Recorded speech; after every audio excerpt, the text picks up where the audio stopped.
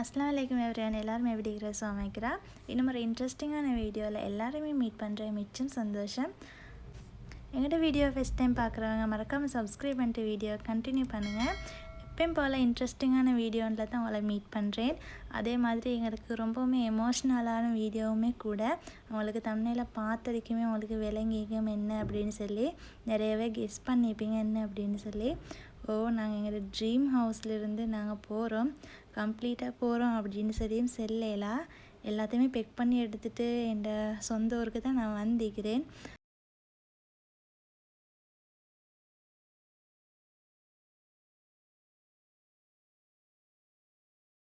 பெருநாள் முடிஞ்ச அடிக்குமே நாங்கள் இந்த வேலையை தான் ஸ்டார்ட் பண்ணிட்டோம். அப்போ மாஷால்லான்னு சொல்லி நின்று கொஞ்சம் மழைகளும் பெய்கிற அப்போ கிளைமேட்டும் நல்லா தான் நீக்குது. அதை ரசித்து கொண்டே நாங்கள் எங்களோட வேலையை தான் செஞ்சு கொண்டிருக்கிறோம்.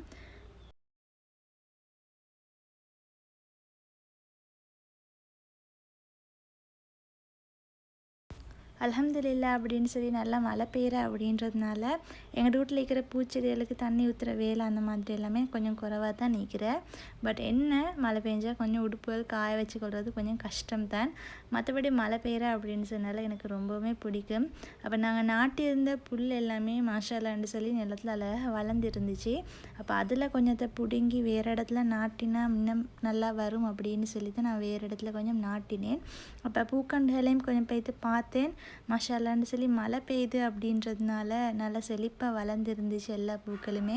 எப்பயுமே தண்ணி ஊற்றுறத விட அதை பார்க்குறதுக்கு மழை சீசன்களில் நல்லாவே ஈக்கும். அப்போ அதையுமே பார்த்து என்ன சரி புல்லுகள் ஈக்குதா அப்படின்னு சொல்லி பார்த்து அதையுமே க்ளீன் பண்ணி நீட் பண்ணி விட்டுட்டு அதுகளையுமே கொஞ்சம் அஸ் பண்ணிவிட்டு உள்ளுக்கு வந்து மற்ற வேலைகளை செய்வோம் அப்படின்னு சொல்லி தான் இப்போ ரெடி ஆகி கொண்டிருக்கிறேன். இந்த மாதிரி தான் நாங்கள் ஃபஸ்ட்டுக்கும் அந்த புல்லுகளை நாட்டி வச்சுருந்தோம். அப்போ அது மாஷால்லான்னு சொல்லி மழைக்கு நல்லா பிடிச்சிருந்துச்சு. அப்போ இங்கே மற்ற இடங்களில் நாட்டி விட்டால் நல்லா வளரும் அப்படின்னு சொல்லி ஏழுமான அளவுக்கு சின்ன சின்ன துண்டுகளை பிடுங்கி நான் இந்த மாதிரி நாட்டி வச்சேன். அப்போ எல்லாத்தையுமே பெக் பண்ணிவிட்டு நான் இப்போ சாமனில் லொரியில் ஏற்றுறதுக்கு தான் நிற்கிறேன். எங்களோட வாப்பா தான் நிற்கிறாரு கூட்டி கொண்டு போகிறதுக்கு. அப்போ எங்களோட வாப்பா தான் சாமனல் வாப்பா இவர் 2 பேருமே சேர்ந்து தான் சாமன் எல்லாமே ஏற்றுறாங்க. ரொம்பவுமே கவலையான ஒரு விஷயம். அதை எப்படி ஷேர் பண்ணணும் அப்படின்னு சொல்லி கூட எனக்கு தெரியா. எங்களோட ட்ரீம் ஹவுஸ்லேருந்து நாங்கள் போகிறோம் அப்படின்னு சொன்னால் எவ்வளோ ஒரு கவலைண்டு வரும் அப்படின்னு சொல்லி எல்லாருக்குமே தெரியும். நாங்கள் ட்ரீம் ஹவுஸுக்கு வரக்குள்ள எவ்வளோ சந்தோஷம் வருமோ அதை விட கூடுதலான ஒரு கவலை வரும். பட் இருந்தாலும் ஒரு சில பர்சனல் இஷ்யூவால் தான் நாங்கள் போகிறோம். என்ன அப்படின்னு சொல்லி நான் வீடியோ எண்டில் சொல்கிறேன். ஸோ கடைசி வரைக்கும் வீடியோ ஸ்கிப் பண்ணாமல் பாருங்கள். நாங்கள் இப்போ இங்கே வீட்டிலேருந்து வந்து ஒரு 4-5 நாள் மட்டும் ஆகிற. பட் ஒரு கிழமைக்கு ஒரு வீடியோ தான் போடுறேன் அப்படின்றதுனால தான் கொஞ்சம் டிலே ஆகிட்டு எல்லா வீடியோவுமே அப்லோட் பண்ணுறதுக்கு. அப்போ எல்லா சாமானையுமே அங்கே ஏற்றி கொண்டிருக்க போக்கள் எங்களோட வேலையும் செய்வோம் அப்படின்னு சொல்லி தான் ரெடி ஆகி கொண்டிருக்கிறேன். அப்போ நாங்கள் போகிறதுக்கு தேவையான உடுப்பு எல்லாத்தையுமே சும்மா கட்டியில் நோமலாக எடுத்து போட்ட மாதிரியே ஈக்குது. மேல் கழுகிட்டு போவோம் அப்படின்னு சொல்லி தான் ரெடி ஆகினேன். அப்போ இவர் சாமான் எல்லாம் அங்கே ஏற்றி கொண்டிருக்க போக்கள் எங்களோட ஜன்னல் எல்லாத்தையுமே நான் மூடினேன். அது மூடுறை தான் லாஸ்ட்டாக மூடுறேன் அப்படின்னு செல்ல போக்கில் மனசு எல்லாமே உடஞ்சி போன மாதிரி. அது எப்படி செல்கிற அப்படின்னு சொல்லி கூட எனக்கு தெரியா. அப்போ பெக் பண்ண சாமான் எல்லாத்தையுமே சும்மா நோமலாக தான் எடுத்து வச்சுக்கிறேன். என்ன சொன்னால் எங்களோட லொரியில் தானே போகிறோம் அப்படின்னு சொல்லித்தான். அப்போ எல்லாத்தையுமே எடுத்ததுக்கு போகிறோம் அந்த இடத்தையும் மஸ் பண்ணி கூட்டிடணும் அப்படின்னு சொல்லி தான் நான் ரெடி ஆகிறேன். இவங்க சாமான் ஏற்ற போக்கில் மற்ற வேலைகளை நான் செஞ்சால் ஈஸியாக எல்லாமே குயிக்காக முடிஞ்சிடும் அப்படின்னு சொல்லி தான் ரெடி ஆகினேன். அப்போ எங்கள் வீட்டு முன்னுக்கு இருக்கிற ஆக்களுக்கு கூட எங்களுக்கு செல்லிக்கொலை கிடைக்கல. என்னென்னு சொன்னால் நாங்கள் கொஞ்சம் அவசரமாக தான் வாரத்துக்கு இருந்தோம். அதே மாதிரி 2 நாள் கழிச்சு போவோம் அப்படின்னு சொல்லி ஈக்க போக்கில் தான் எங்களோட வாப்புக்கு லீவ் இல்லை அப்படின்னு சொல்லி கொஞ்சம் நேரத்தோடையே வந்து கூப்பிட்டு போனார். ஸோ அதனால் எனக்கு நிறைய பேர்கிட்ட செல்லிக்கொள்ளையும் கிடைக்கல. அதனால நாங்கள் இப்போ சாமானெல்லாம் ஏற்றி கொண்டிருக்கிறோம் அப்படின்றத பார்த்துட்டு பொண்ணு கூட்டால் எல்லாருமே ஓடி வந்து அவங்களுக்கு சரியான கவலை அப்படின்னு சொல்லி பேச போக்கலோ எனக்குமே மனசெல்லாம் நொந்து பேய்த்து இருந்துச்சு போகிறோமே அப்படின்ட்டு சொல்லி. பட் இருந்தாலும் பேய்த்து தானே ஆகணும் அப்படின்னு சொல்லி தான் நாங்கள் போனோம். அப்போ எல்லா சாமானையுமே ஏற்றி முடிஞ்சதுக்கு போகிறோம். நானும் எல்லாத்தையுமே கூட்டி அஸ் பண்ணிவிட்டு புள்ளைகளையும் எல்லாம் ரெடி ஆக்கிட்டு அதுக்கப்புறம் தான் இப்போ நாங்கள் வெளியிறங்குறதுக்கு ரெடி ஆகிறேன். வெளியிறங்கி அந்த கதவு மூட போக்குள்ள அந்த வழி செல்லவேலா என்னடா அப்படின்னு சொல்லி பொதுவாக யாரும் ட்ரீம் ஹவுஸுக்கு போக்கல எந்த அளவுக்கு சந்தோஷம் இருக்குமோ அதை விட பல மடங்கு எங்களுக்கு கவலை. என்ன செய்ய பேத்து தானே ஆகணும் அப்படின்னு சொல்லி தான் நாங்கள் ரெடி ஆகினேன். பெரிசா நிறைச்சிற அளவுக்கு வீட்டு சாமான் இல்லை அப்படின்றதுனால எங்களுக்குமே பிக் பண்ணி எடுக்கிறதுக்கு ஈஸியாக இருந்துச்சு.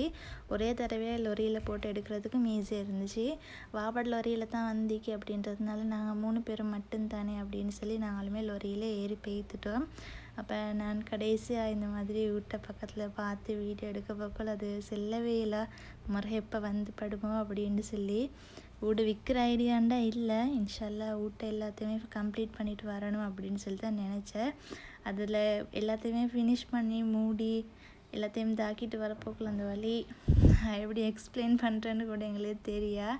அந்தளவுக்கு கவலையாகவுமே இருந்துச்சு. நாங்கள் கோழி வளர்த்து கொண்டு இருந்தோம். அப்போ அதில் எங்கள்கிட்ட நிறைய கோழி இருந்து அப்படின்றதுனால எங்களால் அதை இங்கே கொண்டு வந்து வச்சு கொலையலை அப்படின்னு சொல்லி நாங்கள் அங்கேயே கொடுத்துட்டு வந்துட்டோம். அப்போ ஒரே ஒரு ஜோடு கோழியை மட்டும் நாங்கள் எடுத்துகிட்டு போவோம். பிள்ளைக்கு முட்டைக்கு சரி நல்லம் தானே அப்படின்னு சொல்லி கருங்கோழி செட்டை மட்டுமே நாங்கள் எடுத்துக்கொண்டோம்.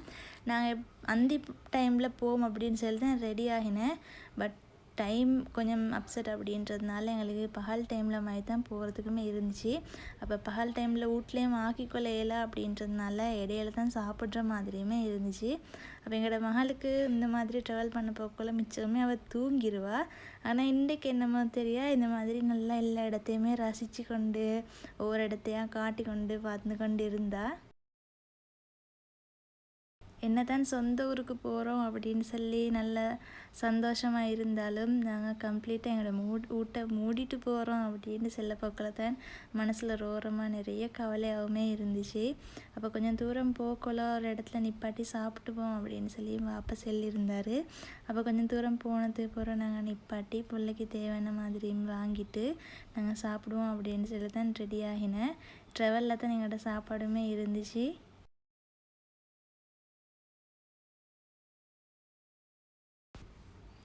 பிள்ளைக்கு சாப்பாடை கொடுத்துட்டு அப்படியே நாங்கள் போகிற வழில கொஞ்சம் தூரம் போக்கலவே எங்களோட மகளுமே தூங்கிட்டா. அப்போ அவையும் கொஞ்சம் அட்ஜஸ்ட் பண்ணி உரமாக்கி படுக்க போட்டு வச்சதுக்கு போகிறது தான் சின்ன சின்ன கிளிப்ஸ் எல்லாம் எடுத்துக்கலாம் அப்படின்னு சொல்லி தான் நான் எடுத்துக்கொண்டிருந்தேன். இந்த மாதிரி உள் ரோட் வந்துடுச்சு அப்படின்னு சொன்னாலே எங்களோட ஊர் வந்துருச்சு அப்படின்ற மாதிரி தான் ஃபீல் ஆகும். அது எப்பயுமே அந்த வீட்டுக்கு போக்கோல இந்த மாதிரி மெயின் ரோட்லேருந்து உள் ரோட்டுக்குள்ளே போடுறது போகிற ஒரு சந்தோஷம் வரும். ஆனால் இந்த முறை எனக்கு அந்த சந்தோஷத்தை விட ஒரு பெரிய கவலை, வீட்டை தாண்டி இவ்வளோ தூரம் வந்துட்டோமே அப்படின்றது மட்டும்தான் என் மனசுக்குள்ளே இருந்துச்சு. எங்களோட ஊரை பார்த்தீங்க அப்படின்னு சொன்னால் இந்த மாதிரி எப்பயுமே மலைத்தொடர்கள் பார்க்குற மாதிரி ஒரு அழகான சீன்களில் தான் காட்டும் எங்களோட ஊரும். அப்போ இந்த மாதிரி எல்லாத்தையுமே ரசித்து கொண்டு போகலே மனசுக்குள்ள ஒரு பெரிய கவலை தான். பட் இருந்தாலும் என்ன செய்ய அல்லாட நாட்டம் அப்படின்றதுனால தான் நாங்கள் பெய்து கொண்டிருக்கிறோம்.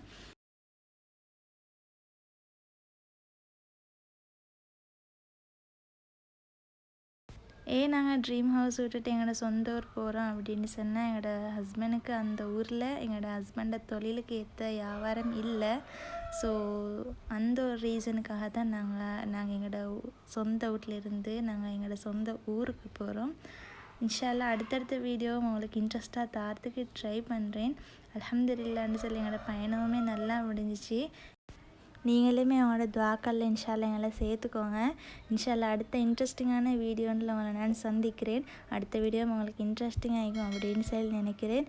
ஸோ மறக்காமல் சப்ஸ்கிரைப் பண்ணிக்கோங்க. இது வரைக்கும் வீடியோ பார்த்த எல்லாருக்குமே ஜஸாக்கல்லாஹ் ஹைர். தேங்க்ஸ் ஃபார் வாட்சிங்.